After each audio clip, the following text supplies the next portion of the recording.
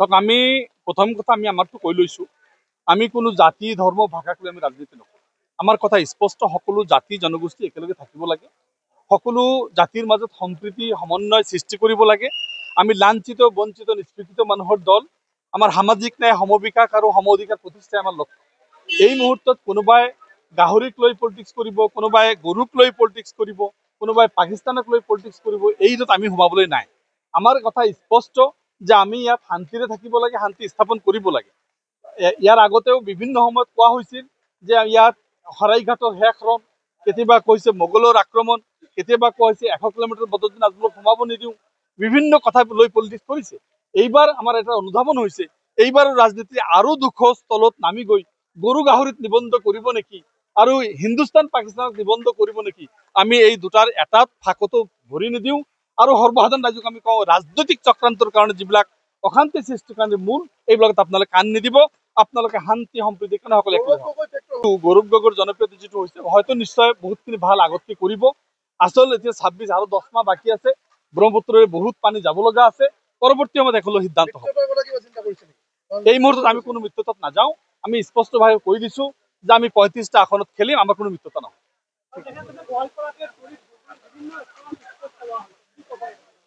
চাওক, উচ্ছেদৰ আমিতো দেখিছো ধুবুৰীত ঘাটবিলাকতো উচ্ছেদ হৈছে, ইয়াতো বাছি বাছি যিবিলাক উচ্ছেদ কৰা হৈছে। মাজত দেখিলো মানুহবিলাকে কমপ্লেইন দিলে, কোনোবা এজন আমাৰ বিহাৰী মানুহ পালো, তেখেতৰ ঘৰো ভাঙিছে।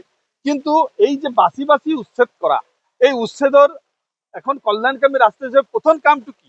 সেই ৰাজ্যৰ মানুহখিনিক কেনেকে বাসস্থান দিব, কেনেকে খাদ্যৰ ব্যৱস্থা কৰিব, কেনেকে তেখেতৰ ব্যৱস্থা কৰিব। কিন্তু প্ৰথমবাৰৰ কাৰণে আমি যোৱাকালি গোৱালপাৰাত যিটো দেখিলো যে উচ্ছেদ কৰিছে। ইয়াৰ আগতো বিভিন্ন উচ্ছেদ হৈছে, গৰুকুটিত হৈছে, মুকালমুৱাত হৈছে, বটদ্ৰৱাত হৈছে। আমি তাত গৈছো, খবৰ লৈছো, দেখিছো তেখেতসকলৰ। আমাৰ বিৰোধী দল হিচাপে তাত সোমাব দিয়া হোৱা নাই। আমাৰ হাই ৰোডতে বন্ধ কৰি দিয়া হৈছে, ব্ৰিগেড দিয়া হৈছে। ভিতৰত মানুহবোৰ এই বৰষুণত কেনেকে আছে? আমি তিৰপল দিব যাম, আমাৰ তিৰপল দিব যাব দিয়া হোৱা নাই। খোৱা পানীৰ ব্যৱস্থা নাই, টয়লেটৰ ব্যৱস্থা নাই। কেনেকে মানুহবিলাক আছে? এনেকুৱা অন্যায়, অত্যাচাৰ, এনেকুৱা ব্যভিচাৰ অসমত কোনোদিনে হোৱা নাছিল। উচ্ছেদৰ নামত এটা জনগোষ্ঠীক হেয় প্ৰতিপন্ন কৰা, শাস্তিৰ সন্মুখীন কৰা, অমানৱীয়ভাৱে যি কৰিছে, ফাণ্ডামেণ্টেল ৰাইটছ ভায়োলেশ্যন কৰিছে, মৌলিক অধিকাৰ ভায়োলেশ্যন হৈছে, আৰ্টিকেল 21 ভায়োলেশ্যন হৈছে।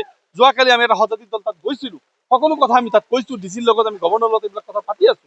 এই উচ্ছেদৰ জৰিয়তে উচ্ছেদ এটা জাতিক বা জনগোষ্ঠীক টাৰ্গেট কৰি লোৱা হৈছে। কেতিয়াবা পুছবেক, কেতিয়াবা উচ্ছেদ, কেতিয়াবা বেৰ দিয়া, কেতিয়াবা গৰু গাহৰি লৈ, এইবিলাক কিন্তু এটা ভাল লক্ষণ নহয়, ষ্ট্ৰেটেজিৰ ভাল লক্ষণ নহয়।